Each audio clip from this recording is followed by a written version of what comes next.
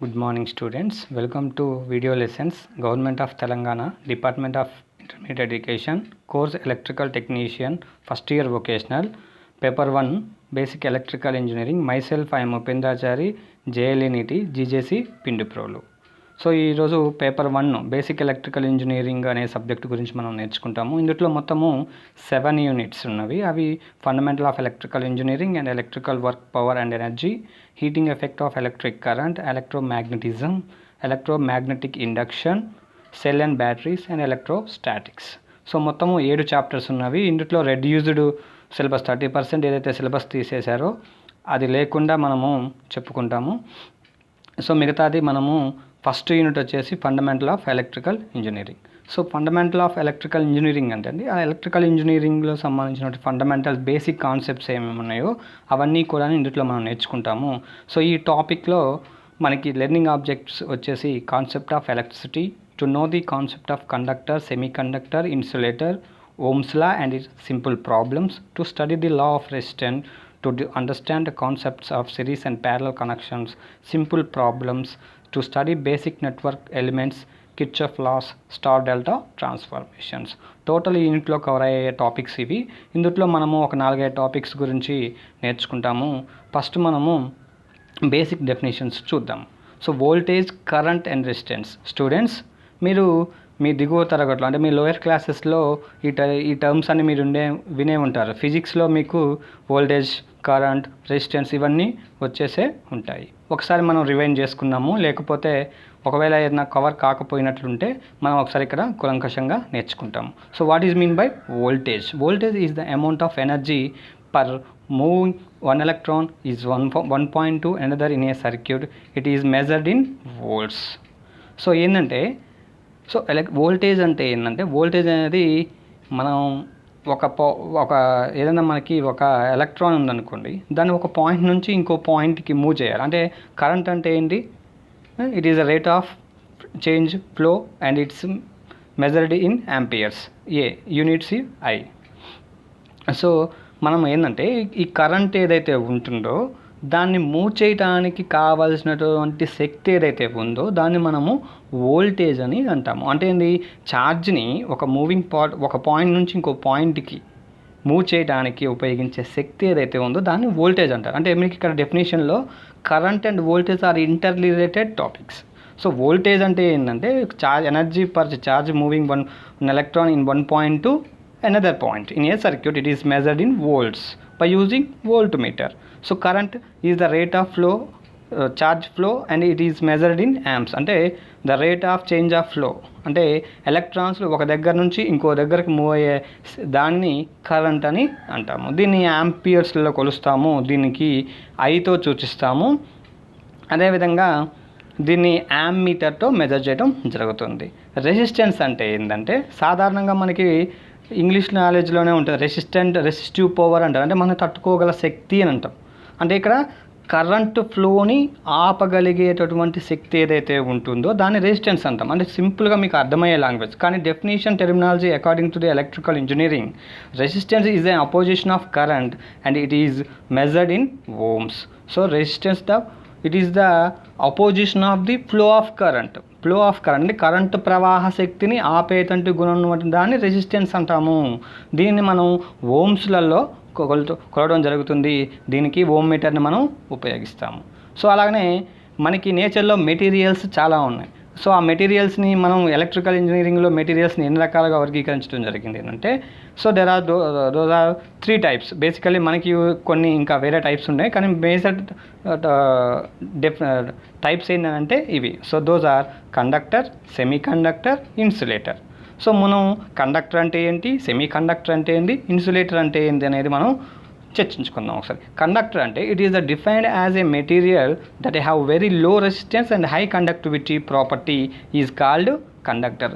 ఏ పదార్థం అయితే ఎక్కువ కండక్టివిటీ ఉంది, తక్కువ నిరోధం కలిగి ఉంటుందో అటువంటి పదార్థాలన్నింటినీ కూడా అంటే అలాంటి మెటీరియల్స్ అన్నిటినీ కూడాను మనము కండక్టర్ అంటారు. స్టూడెంట్స్ ఒకసారి డెఫినేషన్ రాసుకోండి.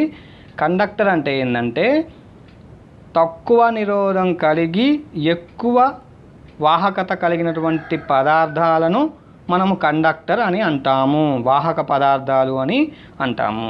ఉదాహరణకు గోల్డ్, కాపరు, అల్యూమినియం. సరే, ఇక మరి గోల్డ్ చాలా ఖరీదు కలదు కదా సార్, మీరు గుడ్ కండక్టర్ అంటున్నారని అనొచ్చు. స్టూడెంట్స్, గోల్డ్ అనేది హై కండక్టివిటీ మెటీరియల్, అలానే హై వాల్యుబుల్ మెటీరియల్ కూడా. కానీ మనము ఇప్పుడు మీకు సపోజ్ మీకు ఏదైనా కాంపిటేటివ్ ఎగ్జామ్లో హై కండక్టివిటీ ఉన్న మెటీరియల్ ఏంటంటే మనం ఎక్కువగా కాపర్, అల్యూమినియం అంటాం కాబట్టి కాపర్ అని చెప్పకూడదు. ఇక్కడ గోల్డ్, కాపర్, ఇక్కడ మీకు ఇది లైన్మెన్ ఇలాంటి ఎగ్జామ్లలో మీకు ఎక్కువగా అడిగే అవకాశాలు ఉంటాయి. So best conductor of the electricity it is gold only. Okay, so మనకి నెక్స్ట్ తర్వాత ఏంది కాపర్, తర్వాత అల్యూమినియం. సో కాబట్టి బెస్ట్ కండక్టర్ అనేది గోల్డ్. కానీ మనం గోల్డ్ ఎందుకు వాడంటే అది హై కాస్ట్ మెటీరియల్ కాబట్టి మనం గోల్డ్ని ఎలక్ట్రిసిటీ కండక్టివిటీలో మనం వాహకాలుగా వాడము అంతే. కానీ good conductor of the electricity అనేది బెస్ట్ కండక్టర్ ఏంటంటే గోల్డ్, ఆ తర్వాత కాపర్, తర్వాత అల్యూమినియం.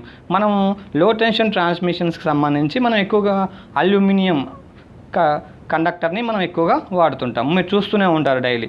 సో నెక్స్ట్ ఇన్సులేటర్ అంటే it is defined as the material which have high resistance and doesn't allow electricity through it's called insulator. So insulator అంటే ఏంటి, తన గుండా అసలుకి విద్యుత్ శక్తిని ప్రవహింపచేయనటువంటి పదార్థాలను ఇన్సులేటర్ అని అంటాము. ఉదాహరణకు ఒక మనిషికి ఎలక్ట్రిక్ షాక్ కొట్టింది అనుకోండి, మనం దేని సహాయంతో మనం తనను విడుదల చేస్తాము, ఏదైనా ఒక చెక్క లేదా రబ్బరు ఇలాంటి వాటి నుంచి. మనం ఏదైనా ఎలక్ట్రిక్ వైర్కి పైన ఇన్సులేషన్ ఏమేస్తాము, రబ్బరు, పీవీసీ వేస్తాము కదా. అంటే ఏంది, ఇక్కడ పీవీసీ అనేది ఎలక్ట్రిసిటీని తన గుండా పాస్ చేయడు కదా, అందుకే వాటిని ఇన్సులేటర్స్ అని అంటాము. ఉదాహరణకు మనకి పీవీసీ ఉంది, వుడ్ ఉంది, మైకా ఉంది, పేపర్ ఉంది. సో ఇవన్నీ కూడాను ఇన్సులేటర్స్కి మనకి బెస్ట్ ఎగ్జాంపుల్స్. మళ్ళీ ఒకసారి చూడండి స్టూడెంట్స్, ఇన్సులేటర్ అంటే ఏంటంటే ఏదైతే తన గుండా ఎలక్ట్రిసిటీని ఎలో చేయదో అలాంటి పదార్థాలను ఇన్సులేటర్స్ అని అంటాము. టెక్నికల్గా మనం రాసేటప్పుడు ఏ పదార్థాలకైతే ఎక్కువ నిరోధం కలిగి కరెంటును తమ గుండా ప్రవహింపజేయనటువంటి పదార్థాలను మనం ఇన్సులేటర్స్ అని అంటాము. సో అలానే సెమీ కండక్టర్స్ అంటే ఏంటంటే ఇది ఒక టెంపరేచర్ వద్ద వాహకముగాను ఇన్సులేటర్గాను పనిచేస్తుందో దాన్ని మనం సెమీ కండక్టర్ అంటాం. It is defined as the material which behave both conductor and also insulator at different temperatures. At room temperature it will be a conductor. Room temperature అంటే ఎంత ఉంటుంది స్టూడెంట్స్, 30 degrees అలా ఉంటుంది కదా. సో ఆ temperature వద్ద ఇది ఎలా పనిచేస్తుంది, కండక్టర్గా పనిచేస్తుంది. అందుకన్నా తక్కువ నిరోధకం ఉందనుకోండి, తక్కువ ఉష్ణోగ్రత ఉందనుకోండి, అది ఒక ఇన్సులేటర్గా పనిచేస్తుంది. బెస్ట్ ఎగ్జాంపుల్ ఏంటది, సిలికాన్ అండ్ జెర్మేనియం. మీరు ఎలక్ట్రానిక్స్లో మొత్తం ఈ సిలికాన్ జెర్మేనియం మీద డిపెండ్ అయి ఉంటుంది. ప్రజెంట్ వరల్డ్ మొత్తం కూడాను ఈ silicon and germanium semi conductors మీద ఇంటిగ్రేటెడ్ సర్క్యూట్స్ ఇంకా మైక్రో చిప్స్ ఇవన్నీ కూడా మ్యానుఫ్యాక్చరింగ్ చేయడం జరిగింది. ఓకేనా స్టూడెంట్స్. నెక్స్ట్ రెసిస్టెన్స్ అంటే ఏంటి, నేను మీకు ఆల్రెడీ ఇందాక చేశాను. Resistance is the defined as the property of substance due to in which oppose the flow of electrons through it. Unit is ohm. So మనకి ఏముంది, రెసిస్టెన్స్ అంటే ఏంటంటే చెప్పే ఆల్రెడీ మీకు ఇందాక. సో ఎలక్ట్రిసిటీని అపోజ్ చేసేది, తన గుండా ఎలక్ట్రిసిటీని అపోజ్ చేసేది ఏదైతే ఉందో డివైస్ ఏదైతే ఉందో దాన్ని రెసిస్టెన్స్ అంటారు. ఆ ప్రాపర్టీని రెసిస్టెన్స్ అంటాము, ఆ డివైస్ని రెసిస్టర్ అంటాము. నెక్స్ట్ స్పెసిఫిక్ రెసిస్టెన్స్ అంటే ఏంటంటే specific resistance is a material is the resistance between the opposite faces of 1 cm³ of the material. అంటే ఒక క్యూబ్లోనేటువంటి 1 cm³ మెటీరియల్ యొక్క ఆపోజిట్ స్పేస్ మధ్య ఉండేటువంటి రెసిస్టెన్స్ని మనము స్పెసిఫిక్ రెసిస్టెన్స్ అని అంటాము.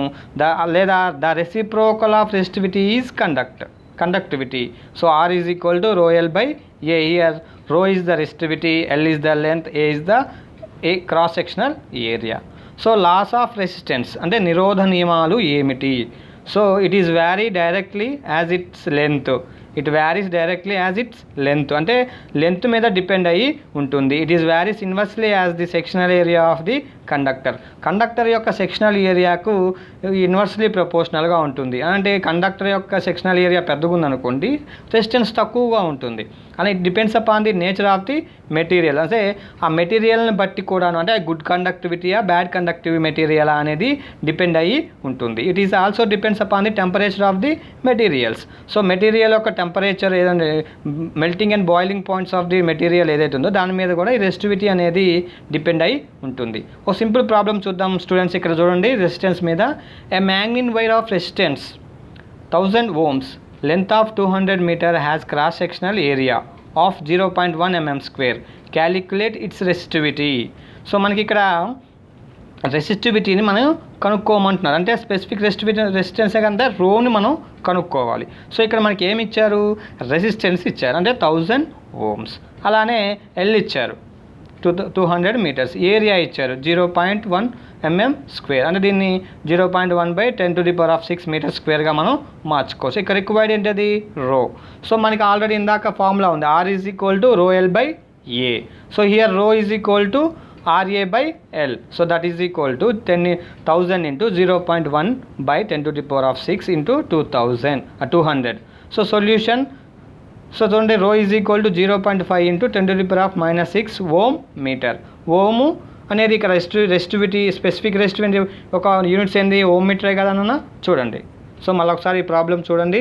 మనకి గివెన్ డేటా ఏముంది, రెసిస్టెన్స్ ఉంది. అలానే మనకి లెంత్ ఆఫ్ ది కండక్టర్ ఇచ్చారు. సో క్రాస్ సెక్షనల్ ఏరియా ఇచ్చారు. మనం రెసిస్టివిటీని కనుక్కోమంటున్నారు.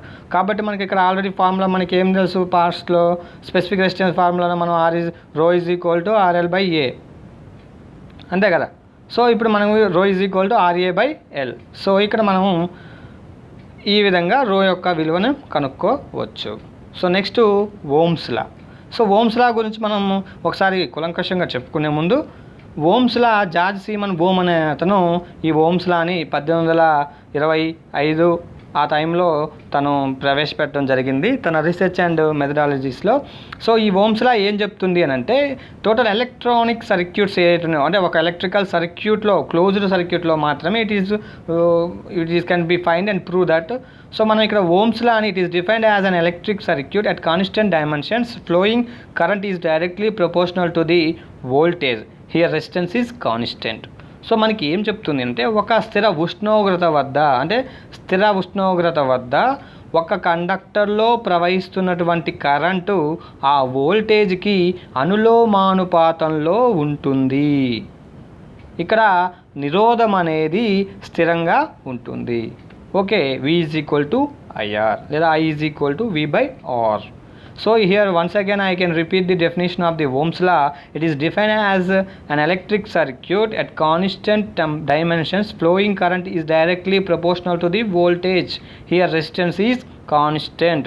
అంటే డైమెన్షన్స్ ఏంటంటే అండి, దానికి ఉండే ఒక కండక్టర్లో ప్రవహిస్తున్నప్పుడు దానికి డైమెన్షన్స్ ఏముంటాయి, ఉష్ణోగ్రత, తర్వాత రో, ఇది తర్వాత ఈ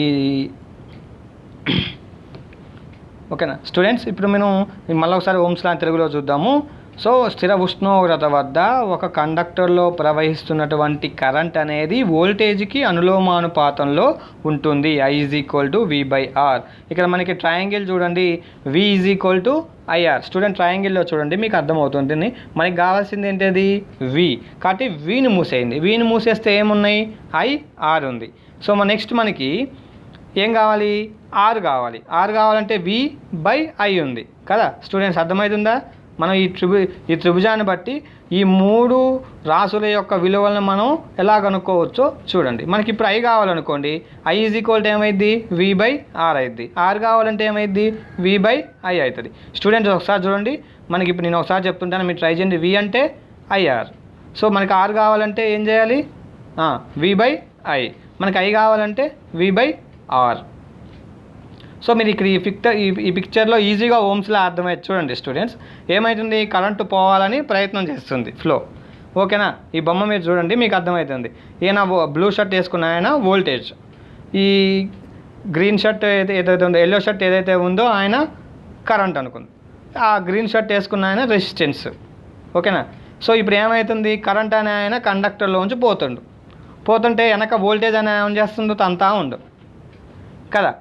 ఓమ్ అనే ఆయన అదే రెసిస్టెన్స్ ఓమ్ ఆయన ఏమంటున్నాడు, వామ్మో వోల్టేజ్ హెవీ అయిపోయింది, నేను తట్టుకోలేకపోతున్నా, నేను అపోజ్ చేయలేకపోతున్నా అంటుండు. అంటే V is equal to IR అనమాట. సో V యొక్క పవర్ అనేది ఏంటంటే ఈ ఇద్దరిని, అంటే ఆ ఇద్దరి పవర్ని తీసుకుంటున్నాడు, తన నెట్టగలుగుతున్నాడు. చూడండి, కరెంటుని అలానే ఆ రెసిస్టెన్స్ని. పైన ఫార్ములాకి ఈజీగా అర్థమవుతుంది. రెసిస్టెన్స్ అనేది కూడా అర్థమవుతుందిగా. ఏం చేస్తుంది? కరెంట్ యొక్క ఫ్లోని ఆపేస్తుంది. సింపుల్గా వోల్టేజ్ ఏం చేస్తుంది? కరెంటుకి బెడ్ బ్యాక్ ఇస్తుంది. అంటే తను కరెంటు మూవ్ కావడానికి అడిషనల్గా ఛార్జ్ ఇస్తుంది. అంటే తను మూవ్ చేస్తుంది పవర్ని. ఓకేనా? ఈ పిక్చర్ ఈజీగా అర్థమైందా students? Next Ohm's law triangle మీకు ఇందాక చెప్పాను చూసారా, అదే ఓమ్స్ లా ట్రయాంగిల్. మీకు ఒకసారి మొత్తం నోట్ చేసుకోండి 1 minute చూసి. నెక్స్ట్ ఒక సింపుల్ ప్రాబ్లం చూద్దాం. Find a current of an electric circuit that has resistance of 50 ohms and voltage supply of 5 volts. So మనకి ఇక్కడ ఏం కనుక్కోమంటున్నారు? కరెంటు కనుక్కోమంటున్నారు, అంతేనా? ఏమి ఇచ్చారు మనకి? వోల్టేజ్ 5 volts ఇచ్చారు. రెసిస్టెన్స్ ఏమి ఇచ్చారు? 50 ohms ఇచ్చారు. సో మనకి ఇక్కడ కరెంట్ అనేది ఏంటది? మీకు ఐ ట్రయాంగిల్ నుంచి ఐ కావాలంటే ఏం కావాలి? V/R. సింపుల్గా 5 volts by 50 amps అంటే 0.1 amps. That is equal to 100 milliamps. ఓకేనా స్టూడెంట్స్? సో ఎగ్జాంపుల్ 2 చూడండి ఒకసారి. Find the resistance of an electrical circuit that has voltage supply of 10 volts and current of 5 milliamps. So అయితే ఇక్కడ solution చూడండి. మనకి given data ఏముంది ఒకసారి చెక్ చేసుకోండి. వోల్టేజ్ ఇచ్చారు, కరెంట్ ఇచ్చారు, మనకి ఏం కనుక్కోమంటున్నారు? రెసిస్టెన్స్ కనుక్కోమంటున్నారు. సో కాబట్టి మనము ట్రయాంగిల్ నుంచి ఏం తీసుకోవచ్చు? ఆర్ కావాలంటే ఏమైంది? V/I. ఫార్ములా వచ్చిందా? రిమైండ్ చేసుకున్నారా స్టూడెంట్స్? ఈజీ. ఫార్ములా వచ్చేస్తే వాల్యూస్ అన్నీ ఉన్నాయి, సబ్స్టిట్యూట్ చేయడం, క్యాలిక్యులేషన్ చేయడం, సింప్లిఫై చేయడం. ఒకసారి చూసారా? అంటే మనకి ఆర్ కావాలి V/I. 10 volts by 0.005 amps అంటే మిల్లీ యాంప్స్ అంటే 5/1000 అంటే 0.005 amps. ఓకేనా? That is equal 2000 ohms. That 1000 into అంటే 10⁻³ వేసుకుంటే అంటే 2 kilo ohms. సో ప్రాబ్లం అర్థమైందిగా స్టూడెంట్స్? మనకి ఫార్ములా డిటెక్టింగ్ అనేది ఇక్కడ ఉండాలి.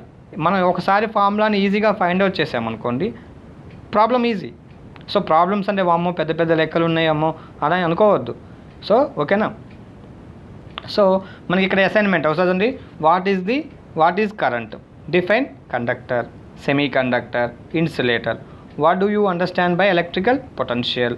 What is specific resistance? Electric potential is nothing but voltage. ఓకేనా? So okay students, thank you.